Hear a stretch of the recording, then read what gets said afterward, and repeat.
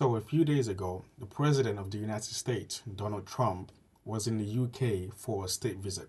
And whilst being on the state visit, there was a question asked to him on what suggestion he has for the UK Prime Minister on how to deal with asylum seekers and the illegal invasion and the illegal immigrants of the country. And what was the suggestion?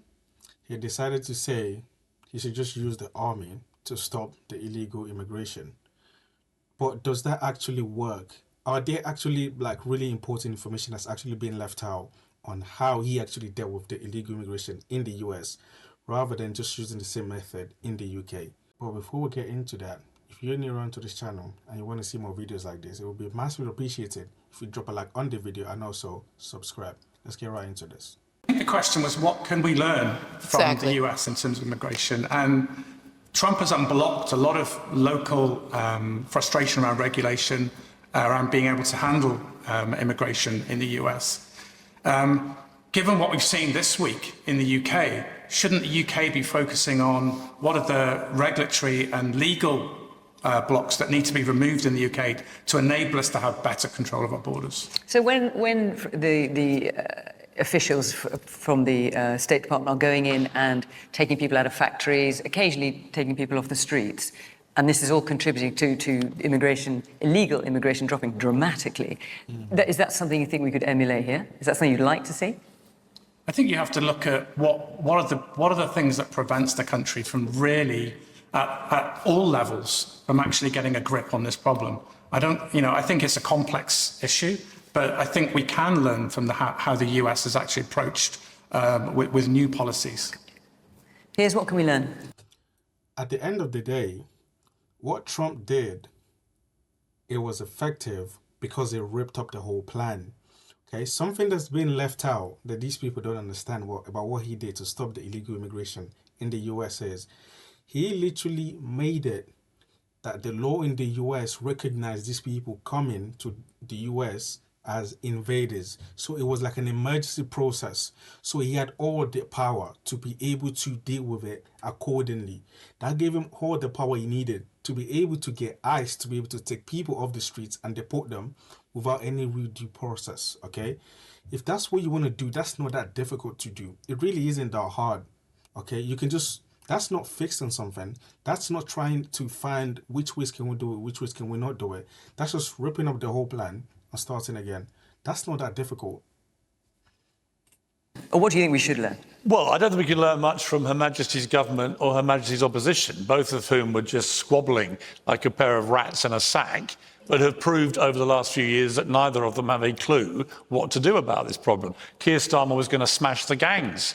He kept saying it when he was campaigning to be Prime Minister. The only thing he smashed is new records of people coming in illegally over the border. So forgive me if I don't take either of these two gentlemen very seriously as they squabble about who was worst. The truth is a stain on all their houses. What can we learn from Donald Trump? A lot. He's actually achieved, you can hate Trump all you like, but you cannot deny what he's done on the southern border in America is a spectacular success. Under Joe Biden, they estimate up to 10 million. They don't know the exact number, but they estimate up to 10 million people in 4 years went over that southern border illegally into the United States. And under Trump, he's pretty well stopped it stone dead.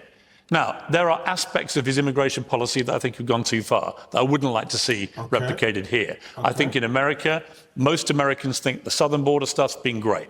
Most Americans think if you are undocumented and you get into America and you commit a crime, you should be deported. But most Americans, 2/3 in the polls I've seen, do not like the imagery of ICE agents in America dashing into a Home Depot and grabbing undocumented people. So I think they've taken that too far, and I wouldn't like to see that here. But would I like to see Trump policies, in other words, zero tolerance, involving National Guard, involving military, involving... So get the army on the streets. Well, that's what you'd like to see. I wouldn't hesitate. Not At the end, like, he doesn't... First of all, when you actually look at the graph of the illegal immigration in the US, it has dropped significantly, actually. It was like continuously dropping and dropping under the Biden administration, okay? When you look at the graph, it was on a downward slope. So it was already going down. But then Trump came in and then it kept on going down. And obviously the things that he did have an impact. But first of all, the trend of the illegal immigration coming to this country, or asylum seekers, was going up before our prime minister came in. Number two, you're dealing like in the sea. Okay, you're not dealing with the land there. You can't just tell everyone to stop. On the land, you can like have a place where you can tell everyone to stop and then like arrange whatever you need to do and get it sorted there. But these people are on the sea. You gotta get them off the sea. You can't let them stop on the sea. That's obviously risky and that's dangerous to human lives. So you gotta get them off first. And you're not gonna do that in France. You gotta do it somewhere.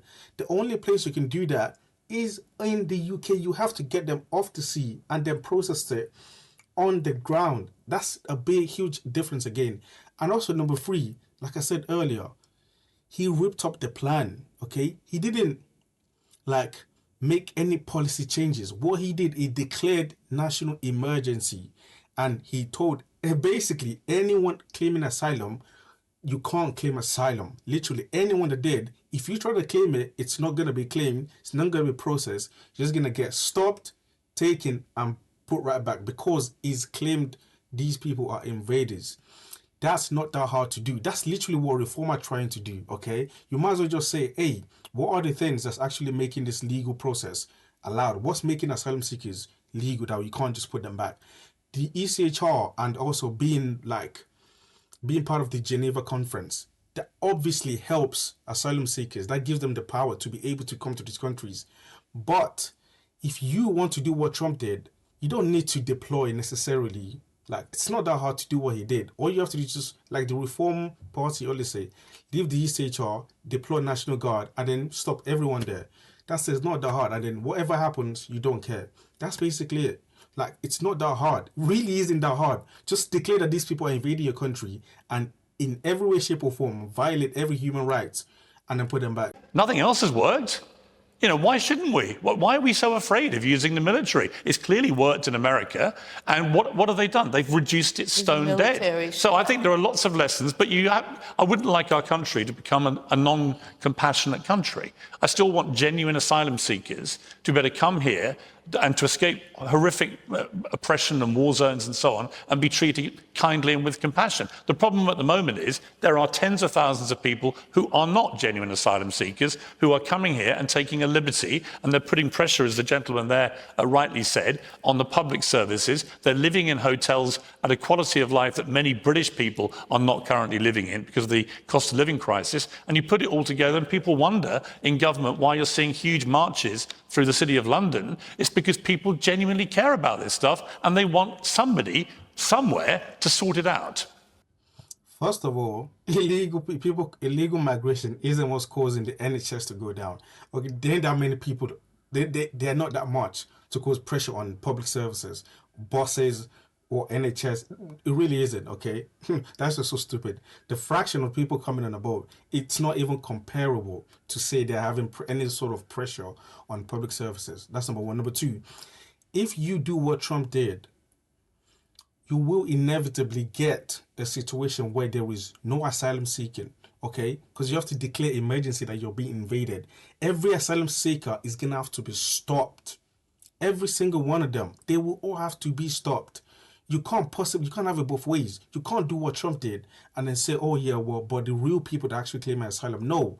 Once you declare emergency, you have to tell everyone to stop. You have to go all out. You have to go on the streets and drag people and without any due process and deport them. You have to do that. To be able to do what he did, that's what he had to do. So you have to do that. So you can't have your cake and eat it.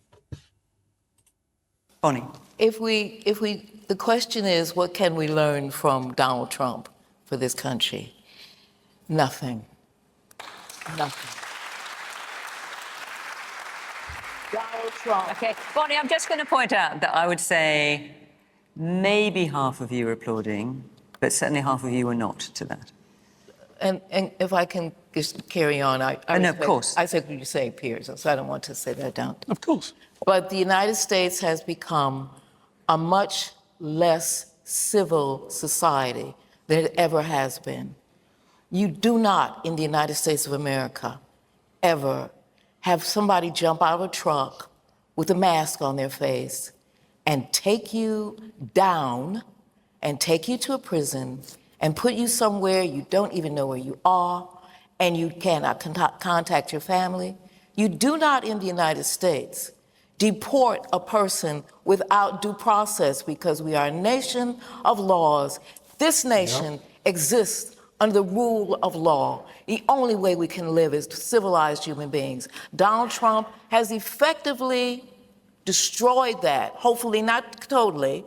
He's taken people, if you come from Mexico and you're captured by ICE, I'm going to use the word capture, you can be taken to a jurisdiction that is friendly with Donald Trump's White House, and you can be deported to South Sudan. What the hell has that got to do with being Mexican? And that's why people aren't coming, because they're being sent into the Twilight Zone, and this is being allowed by the Congress of the United States, which has all of the powers that Donald Trump is using by executive order, and is being allowed by a majority conservative House Supreme Court, which is allowing this man to get away with dismantling one of the great democracies the world has ever seen. Absolutely, she's 100% spot on, okay? His policies, the way he's dealt with this immigration stuff, has absolutely divided people. Absolutely. Was it a month or 2 months ago? There was a huge protest or riot, I would say, that actually broke out in LA because ICE agents, in their way to like reduce and deport illegal immigrants, they will jump out with a mask on, go into houses, break down the doors, and pull people out, and then drop them in random countries. That's not how civilized countries work. That's exactly what I was trying to say earlier. If you're trying to actually sort this out, it requires a lot of thinking. It requires a lot of planning, okay? That's not how to do it. That's not dealing with the problem. That's just smashing through the problem. That literally declaring an emergency and telling ICE agents to go rip people out of their homes. That's not dealing with the problem. No, that's just literally in every way, shape, or form destroying everything just so that you can get what you want. It doesn't take much to do that, okay? If right now we did what Trump was trying to do, you would just take every asylum seeker, take them to a random foreign country without any due process and say, look, there are no more asylum seekers in this country. We deal with immigration. But what kind of a leader does that? That's not ruling like a president or ruling like a prime minister that's supposed to follow some sort of rules and guidance. That's just ruling like a king. That's what it is. Also, by the way, this is actually an important, very, very important observation. People like Piers Morgan, they always claim to be centrist. They always say they don't choose any side. They just look at information and then they back whatever they actually believe in. But that is actually not true. Piers Morgan is actually a Trump supporting right winger. He actually is. This guy is not a liberal. He's not a centrist, okay? This guy, since day one, has been a Trump supporter. He always has supported him. It's such a lie that he claims to be a centrist. He isn't a centrist. And you're about to see it again. Does Trump deserve to get the Nobel Peace Prize? Hell no. Absolutely not. But he's going to make a case that he should. I'm not even sure how he can even make the case. The Nobel Committee gives that man a Nobel Peace Prize. They need to retire it forever. It's dead. Barack Obama got the Nobel Peace Prize, I think it was 8 months after he first came to office, for making a couple of speeches. Let's be crystal clear about the bar for winning the Nobel Peace Prize. Donald Trump, again, you don't have to like him. I disagree vehemently. What has he done, Piers, the Orient? Tell me. I'm listening. I'm open. Okay, well, let's listen to this. I'm going to tell you. I'm open. Okay. Sis? I will never call you that again. And it's this. Donald Trump is fighting hard for peace. I don't remember many Republican presidents in my lifetime who did that. Tell that to the people of Gaza. Bonnie, let him finish. Let him finish, in fairness. We happen to agree about what's happening in Israel. All right, it's irrelevant to the point I'm making. Is it? Let me make it. Donald Trump is fighting for peace. I've spoken to him multiple times about this. He genuinely wants peace in Ukraine. He genuinely wants peace in the Middle East. He's forging peace in other areas as much as he can. He thinks they're a waste of human life and a waste of money, and we should be doing fewer wars. I applaud that. And if Donald Trump can somehow barrel his way through, and he's the one that can probably make this happen, to get Putin and Netanyahu to finally do peace deals in the Middle East and in Ukraine. And it's not easy because they're both behaving with barbaric impunity. But if he can, then damn right he deserves a Nobel Peace Prize. Does he deserve it now? No. Okay, that was the question. I just said. How can you, first of all, saying that he wants peace, he really wants peace, that's not a virtue, okay? Everybody wants peace, okay? Coming into a leadership role and saying, my main goal is to get peace, that isn't a virtuous position to make at all. Everybody wants peace. People in Ukraine want peace. People in Gaza, people in Israel, we all want peace. Having peace is good for everyone. We all want it. But you wanting peace and actually working towards peace are two different things, okay? This guy is going around and tariffed every country he can literally lay his eyes on is tariffed every single one of them. That's literally ruining the whole point of, well, he wants peace and he wants to make like peace with every single country. No, you're tariffing every single country. The tariffs he's put on India right now has literally moved India closer to Russia and China. So that's one gone. Canada right now doesn't have a good relationship with America because of the tariffs, because it's claiming, oh, I'm going to make Canada the 51st state. Okay, what the hell is that about? He said on the first day that one day, he actually said on the first day he's going to end the Russian-Ukraine war. That war is still going on. Putin is absolutely playing him. He said that he's going to make Gaza the Riviera of the Middle East. And then they asked him, does that mean you are going to take a sovereign state and literally make it America's? And he said yes. Is that supposed to be peaceful?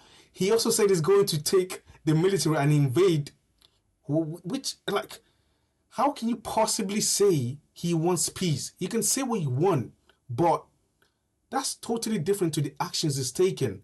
Right now, he hasn't done anything to bring Ukraine and Russia closer to each other. Anytime he talks about peace and talks about any sort of agreement, he always makes it about United States not being involved. He always says Europe have to look after whatever deal that ends up being with Russia and Ukraine. It's never going to involve America. Whatever security guarantees are given to Ukraine, it's never going to involve America. It's always going to be Europe that have to deal with it. So when you say he wants peace, he really, really, really wants peace. He really, really doesn't want anyone to die. What does that even mean? That's not a virtuous position at all. That doesn't mean anything. If you want peace, you don't tell Greenland you're going to invade Greenland because you need it for security purposes. You don't tariff every single country you can. How can you say this person wants peace? Don't even talk about a Nobel Peace Prize, okay? It's not even close. Not even close. If anyone deserves it, it's literally not him. Literally. And no one can disagree with that. How can you possibly disagree with that? Unless, like Piers Morgan was a liar that claims to be a centrist, unless you are Donald Trump fanboy. That's it. You are a Donald Trump fanboy. That or conservative MAGA Republican. Those are the only people that can never say it deserves a Nobel Peace Prize. He hasn't done anything. Nothing. The two main conflicts he came into, Gaza and Israel, he hasn't sorted out. It's not even close to sorting that out. Ukraine and Russia, that's gotten even worse. Russia is attacking, sending more drones way before Trump even came in. So how can you even say he's even close? He wants peace. Yeah, we all want peace. But what actions do you actually take that's actually got into peace? That's what counts. But that's just my thoughts. If you're new around to this channel, it would be massively appreciated if you drop a like on the video. And also, if you want to see more content like this, subscribe.